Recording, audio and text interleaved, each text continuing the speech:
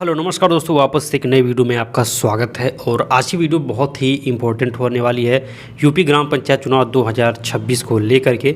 जैसा कि आपको पता होगा कि यूपी पंचायत चुनाव में जो तैयारी है पंचायत चुनाव की वो बहुत ही ज़ोरों शोरों पे चल रही है। तो जो प्रत्याशी हैं वो पूरे दमखम के साथ लग चुके हैं मैदान में। और दोस्तों समय समय पर निर्वाचन आयोग की तरफ से जो तरह तरह के अपडेट हैं वो आते रहे हैं। तो इस वीडियो में हम लोग स्पेशली बात करने वाले हैं यूपी पंचायत चुनाव के बारे में कि पंचायत चुनाव कब तक हो सकता है। और ये जो भी जानकारी हम आपको देने वाले हैं ये पूरी 100% सही होने वाली है। बहुत ज़्यादा एनालिसिस और रिसर्च करने के बाद से मैं इस नतीजे पे पहुंचा हूं। और इस वीडियो में जो भी बातें आपको बताई जाएंगी वो 100% सही हैं।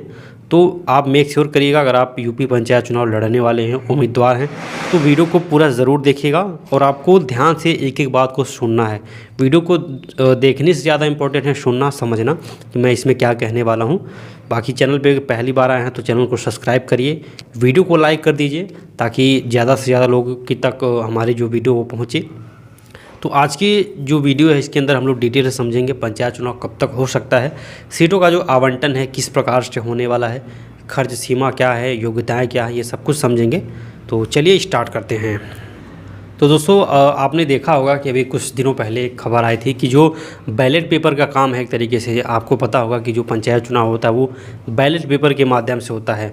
देखिए यूपी में यूपी में नहीं, पूरे देश में अगर चुनाव होते हैं तो 2 से 3 माध्यम है चुनाव के लिए।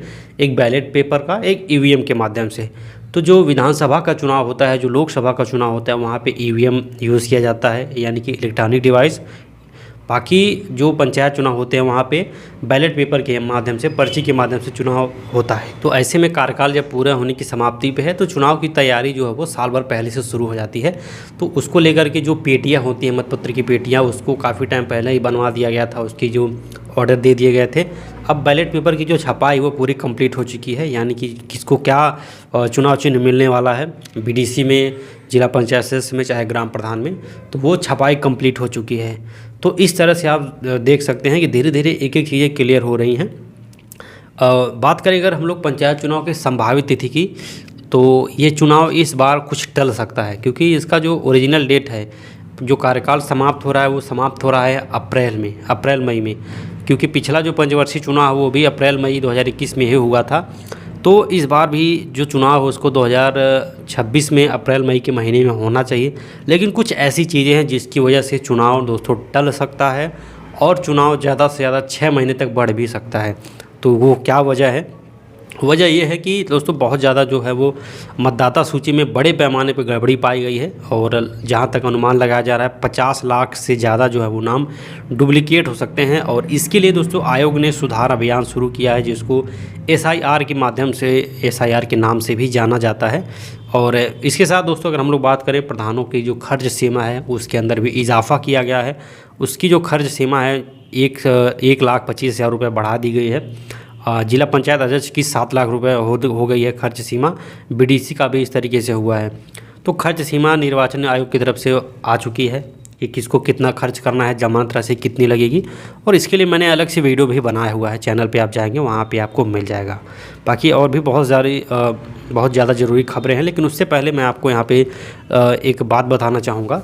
आप में से काफ़ी सारे ऐसे लोग होंगे जो चुनाव लड़ना चाहते हैं, प्रचार प्रसार कर रहे होंगे जम के। इसके साथ दोस्तों आपको ये पता होना चाहिए कि गाँव में जो पिछला कार्यकाल चल रहा है अभी का, तो उसमें जो प्रधान है, वर्तमान प्रधान, उन्होंने 5 साल के अंदर गाँव के लिए क्या क्या किया है, कितने पैसे सरकार ने दिए और उन्होंने कितने इस्तेमाल किए, ये सारी जानकारी होनी चाहिए ताकि चुनाव में आप एक ज़बरदस्त मुद्दा बना सकें। और अगर आपके प्रधान ने भ्रष्टाचार किया है तो उस भ्रष्टाचार को जनता के बीच में लाके उजागर कर सकें। तो इसके लिए दोस्तों बहुत सारे तरीके होते हैं, लोग RTI भी लगाते हैं, लेकिन RTI का जवाब अभी नहीं मिल पा रहा है। तो ऐसे में अगर आप प्रत्याशी हैं, आप इस चीज़ के लिए बहुत ज़्यादा परेशान हैं और अपने गांव में 5 साल के अंदर जो भी विकास कार्य हुआ है उसके खर्च की जानकारी प्राप्त करना चाहते हैं, तो आप हमारे माध्यम से सारी चीज़ों को ले सकते हैं। एक दिन के अंदर आपको सारी जानकारी मिल जाएगी।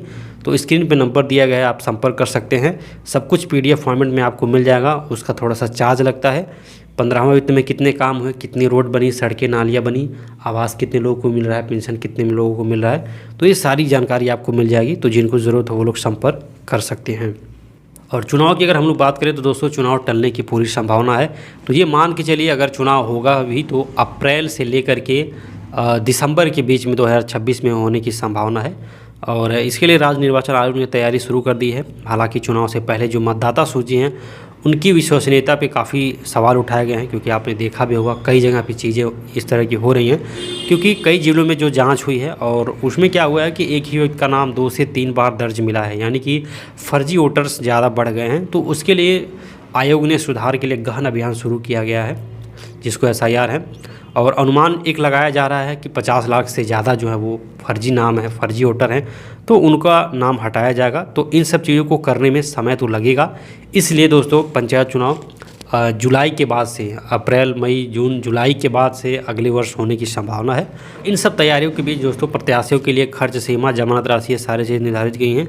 और मैंने आपको बताया भी है, प्रधान का जो खर्च सीमा है उसको 1.5 लाख रुपये लगभग किया गया है। जिला पंचायत सदस्य 2.5 लाख रुपये तक चुनाव में खर्च कर सकते हैं। और सबसे ज़्यादा अगर कोई खर्च कर सकता है तो वो जिला पंचायत अध्यक्ष है, जो कि 7 लाख रुपये खर्च कर पाएंगे। और आयोग ने पारदर्शिता बनाए रखने के लिए दोस्तों खर्च पे नियंत्रण सुनिश्चित करने का ये फैसला लिया है। साथ ही साथ बहुत सारी चीज़ें हैं। और चुनाव कार्यक्रम की अगर हम लोग बात करें तो उस पर बहुत तेज़ी से काम हो रहा है। SC ST आरक्षण की जो निर्धारण की प्रक्रिया है वो पूरी जैसे ही हो जाएगी तो चुनाव का जो कार्यक्रम है उसको घोषित कर दिया जाएगा। और बैलेट पेपर की छपाई का काम हो ही चुका है, मैंने आपको बताया ही है। और आयोग ने नामांकन पत्र खरीदने का शुल्क, जमानत राशि और खर्च सीमा, ये सारी चीज़ें, इसका जो रेट है उसको इस बार बढ़ाया गया है, क्योंकि 5 वर्ष पहले जो कुछ और था उसको बढ़ा दिया गया है। मतदाता में पहचान सुधार, ये सारी चीज़ें हो रही हैं। तो ये जैसे ही सारे काम हो जाएंगे तो तुरंत चुनाव का जो कार्यक्रम है वो आ जाएगा। तो कहने का मतलब है दोस्तों, जो काम है जो निर्वाचन आयोग की तरफ से वो सारा कुछ कंप्लीट है। और आरक्षण को लेकर के इस बार थोड़ा उत्पात मचा हुआ है, विवाद मचा हुआ है, क्योंकि OBC का जो एक तरीके से पिछड़ा आयोग का गठन था उसको लेकर के चर्चा हो रही थी। तो उसके लिए जो प्रस्ताव भी दिया गया था, लेकिन क्या है कि अब चुनाव चल रहा है अलग अलग स्टेट में, तो जो नेता हैं जो कैबिनेट में सवाल इसके बारे में उठाते वो लोग व्यस्त हैं। तो ये भी हो रहा था कि जब तक ये पिछड़ा आयोग का गठन नहीं हो जाता तब तक आरक्षण सूची नहीं लागू की जाएगी।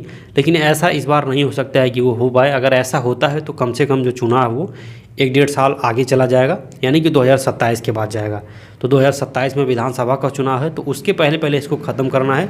तो कुछ ऐसा आयोग बनने यहाँ पे दिख नहीं रहा है कि ऐसा हो सकता है। तो फिलहाल में देखते हैं आगे क्या होता है, लेकिन जो खबर है यही है। बाकी इस तरह से चुनाव होगा।